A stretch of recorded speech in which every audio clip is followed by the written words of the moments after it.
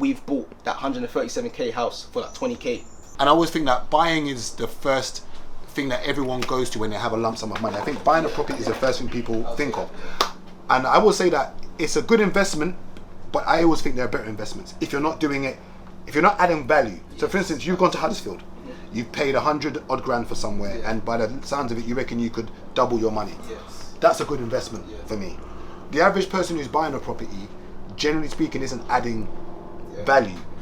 And it's a good vehicle, but once again, I think when we talk about investment or return on, or ROI on something, what would you say your ROI is going to be on this first Huddersfield unit you've bought? So are you trying to sell it or are you trying to rent it out? So we're gonna keep it. We're gonna keep it. So you're gonna spend 120. So 137 works is probably gonna be about 70k. So that means it's gonna cost you, call it 200 as a round figure. Yeah. And then what would you think it's gonna be worth after you spend? So it should be about 260 on a commercial valuation. So that's saying, so you're saying you should have about a 60k profit. In it. And then we're gonna obviously refinance it at a new value of 260, 75%. And so then, explain that. I don't know what that so means. Yeah, so the value originally is 137. We're gonna spend works about 70k. Let's just say 200, and then the new value is 260k. So at 260k, we're now going to get that 60,000 back out. No, so we're going to get a mortgage on that 260k because that's the new value of the property. Yeah. So 75% of that, I don't know what I thought it was my mathing, but let's just say. Don't you lose money on? So you've mortgaged the place, right? Yes, exactly. So how does that work? So you've got a mortgage already. That means you're now going to come out of that mortgage. No, so it's a bridge. So basically, bridge is a short-term finance. Okay. Exactly. So you can't get a mortgage and then do works and then get a remortgage, because again, to remortgage I think it takes about 2 years. So bridge. There's a bridging loan basically. Exactly, a bridging loan, and then the works are going to be completed probably about 4 months. And what's the APR on that bridging loan? What's the percentage? I was going to ask. So I think we pay 1% a month. 1% of the 100. Yeah, of what they loan. Of what they loan. So let's say. Okay, so this is interesting now. So let's say, for instance, it takes you. So how long is this bridging loan for? So we do 12 months. Some people do longer, but ours is 12 months. 12 month bridging loan. Yeah. So you've taken out a loan. Let's just keep it a round figure of 100k. Okay. Cool. So you've taken out a 100k loan for this property. Yeah. Now let's say it takes you 12 months to get this property done, so you can refinance. So that means you're paying 1% on the 100k every month. Yeah. So bridges are really expensive, and that's why you have to do your numbers properly to make sure that you're able to pay back that bridge. If you don't, they take first charge on a property. So what would you say roughly you're paying back on that?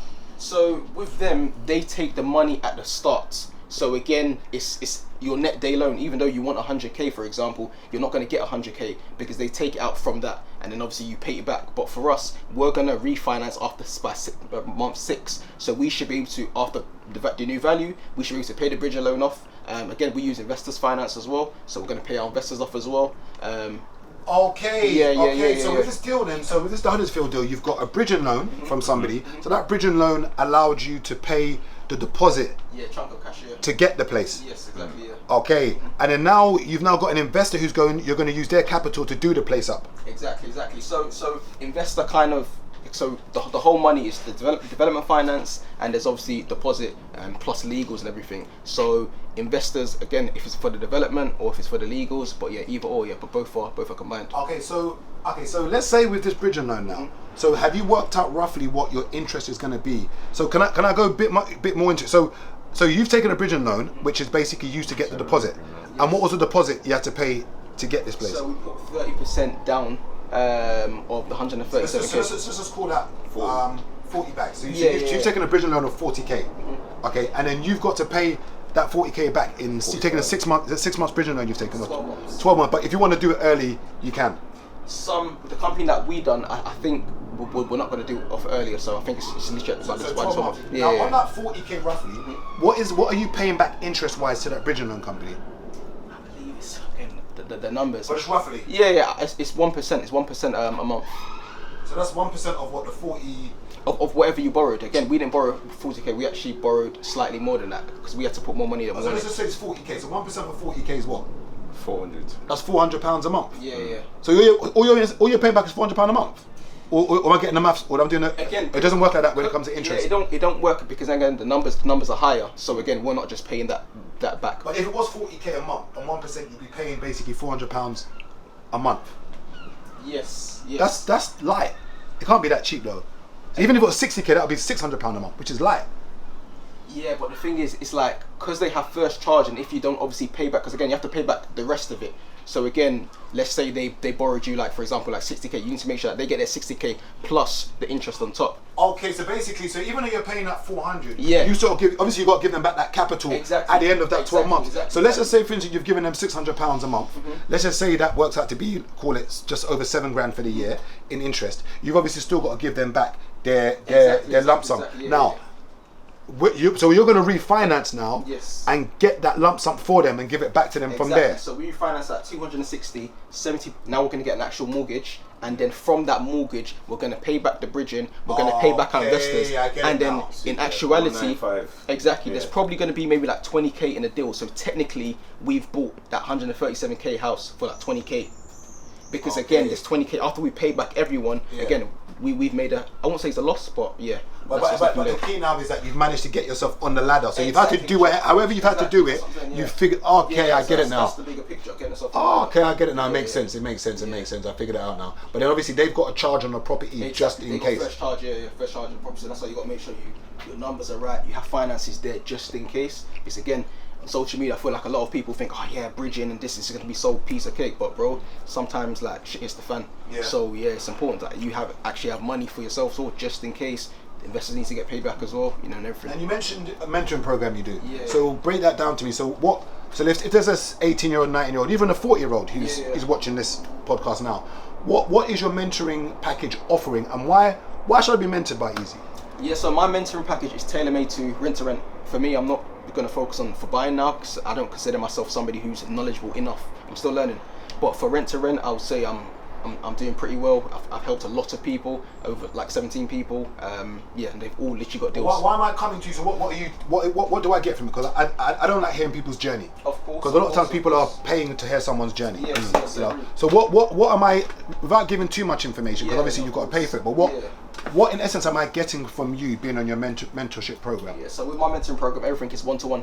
So I take people from where they are at the start of their journey to obviously where I am now. So in terms of acquiring properties, there's 3 stages. Acquiring properties, learning how to find properties, direct to landlords, the different ways to get properties. The second phase is actually acquiring the property, so whether it's contracts, negotiation, and the last thing is systematizing the business. So all 3 of them all together. So I take somebody who may not know how to find rent-to-rent properties, to finding rent-to-rent properties, to knowing how to make money from it from January to December, and also systematizing so they can continue to scale up. So everything is handled. What would argue and say that? Because when people are doing this coaching stuff, one could argue and say, why would you want to help somebody make money or help someone get a property that you could potentially have got for yourself?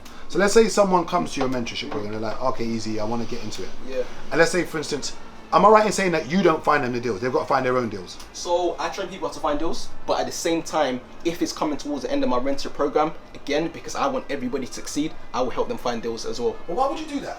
Because for me, I'm not going to take all these properties for myself. Bro, I get properties flooded to me weekly, bro. I'm not going to take on all of them. I don't care to take on all of them. So you won't take on ones that are not great a deal? No. Because there's no way you're going to see a HMO or a deal where you could potentially make 3 bags a month from it. And be like, okay, was it Tolu? You mentioned the name.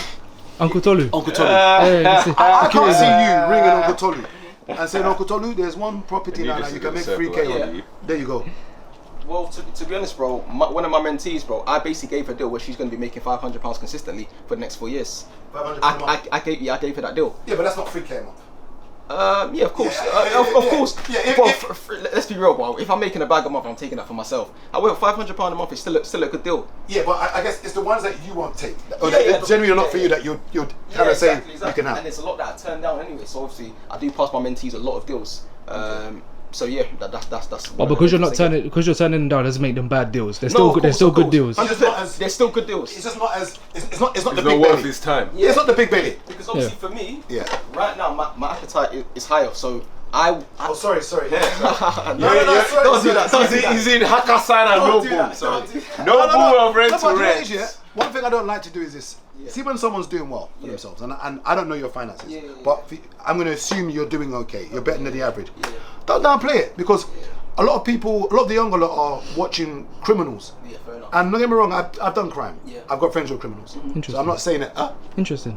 No, I don't hide it. you was taking the moral high ground on someone. I never hidden it. On a couple coupon swipes. People can go through the podcast. And, No, it's fine. No. I said this is why people shouldn't be criminals because they're not good at it. No, I you agree. used to I'm have just- 7 trolleys full of Sainsbury's shoppings.